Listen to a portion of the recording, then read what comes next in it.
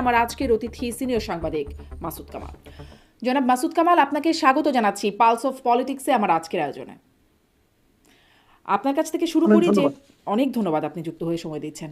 হাদি হত্যাকাণ্ডের পর আমরা মানে একদম রিসেন্ট ঘটনা থেকে এটা দিয়ে শুরু করি। এনসিপিতে মানে খুলনার এনসিপি প্রধান মোতালেব শিকদার, তাকেও প্রকাশ্যে মাথায় গুলি করা হয়েছে এবং তার অবস্থাও সংকটাপন্ন, যদিও বা পুলিশ বলছে যে সেখানে নারী ঘটিত কিছু বিষয় আশয় ছিল। কিন্তু আমি যেটা প্রশ্ন করতে চাই, সামনে নির্বাচন, এখন দিনে দুপুরে বা প্রকাশ্যে এরকম আগ্নেয়াস্ত্র দিয়ে গুলি করে এরকম হত্যা চেষ্টা করা হচ্ছে বা হত্যা করা হচ্ছে, কি শুরু হলো, কি মনে হচ্ছে আপনার কাছে? দেখেন, একটা জিনিস কি, এই গুলি করে বলেন, হত্যা করা বলেন, হত্যা প্রচেষ্টা বলেন, যাই বলেন, এগুলো তো এক ধরনের অপরাধ, তাই না?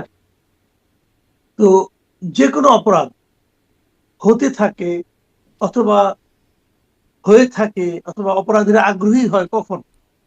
যখন তারা জানে যে অপরাধগুলো করে পার পাওয়া যায়।